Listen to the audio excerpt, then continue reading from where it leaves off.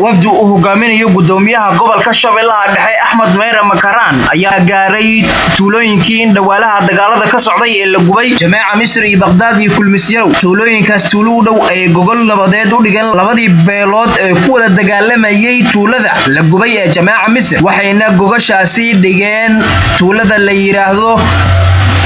حوادلي waxayna kula kulmeen nabadoono iyo salaadiin iyo uqaal iyo shacab kale aad u farabadan waxayna ka wada hadleen sida tuuladani loo gubay ama dagaalka uu ku bilowday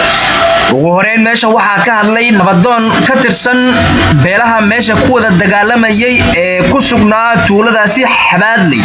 wuxuuna ka warbixiyay sida dagaalka uu ku bilowday wuxuu been ku sheegay ninkii dib loo deesto intaan kugu imaahaliya Xabaadley imaaw ma aha أنا حوادلي دب ميدي سري حوادلي ميدين هذا جرمات هاي أضيالاتهين وحال رواي مشي تكبيرها تجي يا إيجا وكيل هو هديلي يديلي يا إيجا وكيل أجا كرو رجال ما كنت فتاي نقدر كرو أنا كفالة قاعدة يعني وحواي متاجنا أنا وحان ديار ونهاي هدي سعوداني بعدي فلسطين ديار ونهاي هذا أنا وحان ديار وهاي مالين طولا ما إني يرين لكن ولا حوادلي وروح حوضه مكجرني مغليسين وحاربنا عن ديار ونهاي نبض الديار ونهاي جوجوش بعد ليك بس أنت رب الدو أفليق مو بعد لي ماذا بارا إذن دقو هديت هاي معي لهاي حوالي لي ونخنق هنا ونك حوالي لي جوجل نلقي مايو هذا نبري جوجل أهم وفدي waxaa kaloo ka hadlay gudoomiyaha maxkamadda racfaanka gobolka Shabeellaha Dhexe Axmed Siid ayaa ka hadlay wuxuuna baaq nabadeed u diray labada beelood oo meesha ku wada dagaalamayay mid horta dhibaato waa cidii maslaxa marabi tiraado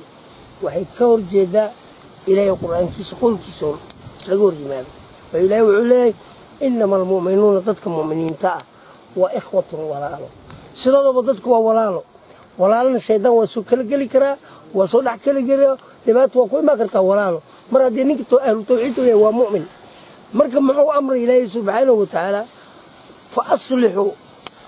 بين أخويكم حدي لبضي دبات العدوى بكل وإن لقضي الصلح على الراديو ملين هالدعوة قرصور هالجي عدالة هالجي ملين إلى أمرك وبيعوا لبض المركز إذا شرتكوا تلابض اللقاء وإن الصلح عطا الصلح لقضي الصلح يلبت الكذا إلى واحد لي حدي لبض لنا الصلح اللي جاري متكمل الصلح وقال سموه ونقلت كليه سوى ضجر على ورطوي waxaa kaloo ka hadlay xildhibaano iyo wasiir ku xigeen dhibaatadani waa mid ummadda dhan xanuunjisay mana aha mid la isku wada raacsan yahay inay ummadaas ay ku dhacdo marka wax walba dhacan waa wax qoran horta in midaas la ogaado awalan wax kasta waa wax qoran dagaal kasta oo la sameeyo waxa ay qorin way dhacayeen maalinta ugu horeysay ee uu dagaalkaas dhacay aniga gudoomiyaha gobolka iyo rag kale oo saraakiil iyo Sheekh Axmed barnaamijkaas waan isla soconay waxaan ogeyn in la soo amray degmada Balcad inay kala dhaxgalaan maalinta hore wax dhacay male laakiin musiibada waxay timid maalinta lamaad ummadda halkan ka qaxday ee degan saddexda tuulo waxa si dheer dad tuuladooda ay dahan tahay oo dagaalada gaarin balse cabsi darteed u qaxay marka maamulka gobolka iyo kan Hirshabelle oo aan ka tirsanahay waxaan u sheegaa awalan horto in laga shaqeeyo sidii dadkaas meesha ka qaxay ama guriyahooda la gubay ay awalan horto ugu soo noqolaan ayadoo nabad meeshii laga gubay tuulo oo jiilaalo maalin dhexdaas tagay waxaad arkaysaa qof kale la nool oo ku dhahaaya anigu maanta haddaan jiilaalo joogo bir waxaan aadaa tuwaari waa soo aragnay dhibaatadii meesha ka dhacday waa soo aragnay khasaaraha weyn iyo dhibka weyn oo ka dhacay tuulooyinkaas waliba Jameeca waxaan leeyahay aad iyo aad ayaan ugu xunnahay arrinta meesha ka dhacday balse waa amar ilaahay wax kastana waxay yimaadeen xukun ilaahay ku yimaadeen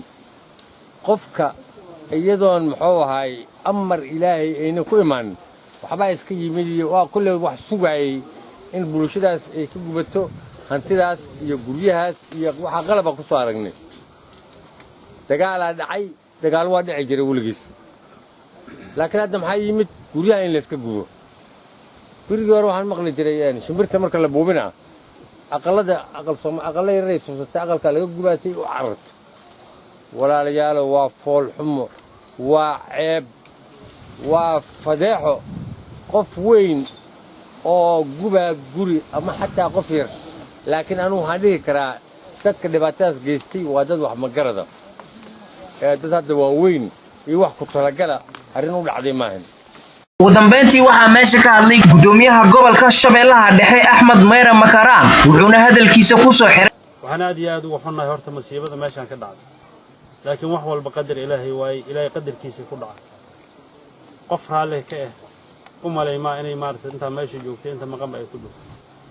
qofkii raale ku ah waa garaad yaro wax haba yaraatay garaad oo qofkaas ku tilmaami karo ma jirto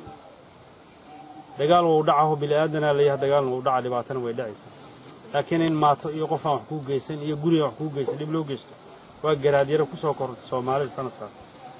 waxaan wanaagsanaa lahayd Ilaahay inuu umadaas maartay aqli kaas ka duwan dadka Ilaahay uu ku abuuro laakiin waxaan noo muuqatay inuu wali gidaar yar oo noo dhimay gidaarka yarna maartay la isku maartay fadhi guud oo jamaca la isku keeni maayo fadhi gooniyo horta ragiin hawsha ku jiray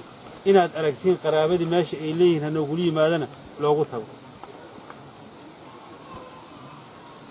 balse maanta Ilaahay wuxuu maartay in makansiye inay maartay bilowga aad yeelatiin ragiina akhyaarta oo kala duwan oo maartay tuulooyin badan ka kala yimid idinku intaad guddi kale iska saartiin nabadoonkii cidda ugu weynay waa kana waxa uu yirayna maartay uma qaadahayna maartay wax xumaana loo qaadama laakiin waxaan rabnaa meesha uu yiri in kugu yimaado waa meeshii asiga uu joogay gogoshin oo asiga dhigayo idinkuna aad ugu tagaysiin kana soo dhaadhacsiyaysiin gogosha ku xigtana intii isugu nimaado labadii jaanibo isla joogta xabad joojinta horta sideeda lagu dhawaaqo markii lagu dhawaaqo kadib loo gudbo maartay gogoshii lagu kala eeda sheegahay wax lagu kala tabahay waxa dhibaatada ay la eekayd lagu kala tirsahay in loo gudbo haduu Ilaahay waa markii ugu horeysay wafdi uu hogaaminayo gudoomiyaha gobolka Shabeellaha Dhexe uu gaaro tuulooyinkii dhabaanaani dagaalka uu ka socday Maxamed Yaasiin Mahdi Maxamed Qalfa Juba Shabeelle News Jowhar